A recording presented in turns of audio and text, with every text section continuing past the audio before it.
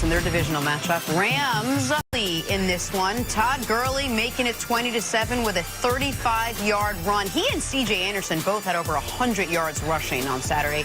Cowboys hung around, at least they tried to, with a little over 2 minutes left to play. Dak Prescott runs in for the score. That cuts the lead to 8. But the Rams wouldn't give the ball back. Jared Goff picks up the 3rd and 7 with his legs. That would seal it. Rams win 30-22. Here's Cowboys quarterback Dak Prescott after the loss. It's been a great season, obviously, just all the ups, all the downs. The team that we had are 3-5 and being counted out by everyone, but backs against the wall mentality, the way we were able to fight just to get to where we are right now is inspiring and incredible. All the men on this team, I'm proud of this team, but anytime you lose, especially when you know the team that we have and as close as we felt we were, it's not a good feeling. What's it feel like to win a playoff game? Feels good. Besides that? Feels good. Really good? Real good. Great, actually. Okay. But this ain't we still got one more. Keep winning. We gotta keep winning.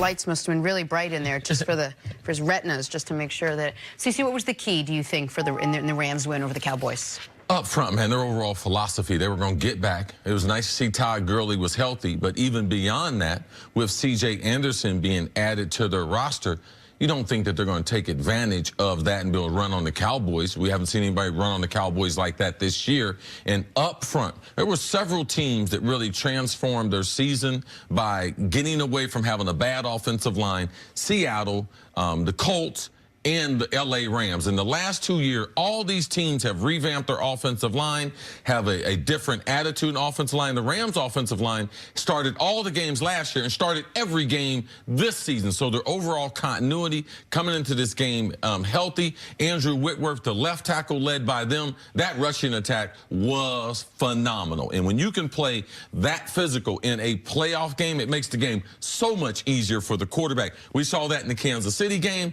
We saw that in this game where you're not relying on the quarterback to try to lead you to win. It was an old-style football that we hadn't seen all season. It was nice that the Rams were able to adopt that for this playoff win. And you mentioned when we were talking about the Chiefs that if you'd have told you Pat Mahomes' stat line before and you said the Chiefs would lose. Well, if you told me before the game Dak was going to throw for 266, no picks, a 99 rating, and Goff was going to throw for 180 and a 74 rating, I said, oh, this worked out perfectly for the Cowboys. They must have been getting pressure to Goff. They were, no, they didn't. They didn't get pressure to Goff at all. I thought the one thing we knew was that against this bad Rams rush defense, Zeke would have a big day.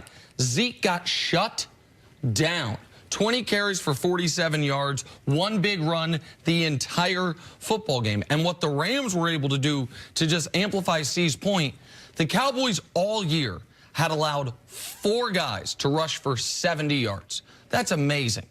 The Rams had 2 guys in the first half go for 70 yards. C.J. Anderson, after the game, he had a funny quote. He said, listen, I'm just a fat kid finding the right hole to run through. But he was, another Gruden cast-off, by the way, he was enormous early in this football game to where they didn't have to use Todd Gurley that much, and they took control. And the Cowboys, we just showed the highlight, man, their identity, we're going to be tough, we're going to be physical, 4th and 1, run it right at them. That was an enormous play in that football game where the Rams got off the field and allowed them to extend that lead. We talked about how the only path to victory for the Cowboys was going to be short, Zeke runs, and then other things have to happen. It was just assumed that Zeke was going to get his carries and get his yardage, especially against this run defense. But I know you touched on it. What was it that really kept him from being able to be successful? You could see in the playoffs that the teams that had the bye, they did a great job of self-scouting themselves. What haven't they done well? What do they do well, and trying to come up with the game plan. All the teams that had the bye came up with a substantial game plan to be able to. You know something? I was not great at this. And the Rams, and Ndamukong Suh in particular, was phenomenal in this game. And it won't be by stats. You have to watch the game. He changed the line of scrimmage. He destroyed the center and the guards, and then Aaron Donald when he could, because they had a heavy concentration of trying to double him. So interior-wise, they dominated the Cowboys. The Cowboys' offensive line, typically, we have not had question marks about them, but you left this game knowing that they had been, the physical part of the game, they had lost that to the Rams. So that was the best part of the Rams having to bye, Wade Phillips self-scouting himself because they don't have great linebackers. So you would think that the Cowboys were going to run on them. They weren't, because of that front took control. They took it upon themselves and said, the Cowboys are not going to run on us. And that was one of the themes with some of these bad defenses, especially run defense that we saw with the Rams and the Chiefs. The things that, even when the Cowboys weren't playing well early in the year, were most reliable about this team, Zeke's production and their front seven defensively, are the two things that let them down in this game. Their front seven couldn't stop the run and couldn't get any pressure whatsoever. Goff sacked 0 times, only hit once the entire game. We've talked about how he was the 28th ranked quarterback in the league when pressured. They couldn't get that pressure. They couldn't establish their line of scrimmage.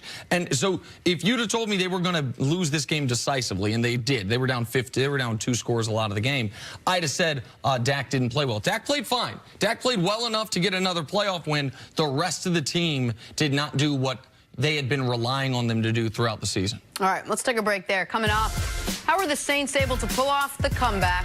That's next on First Things First.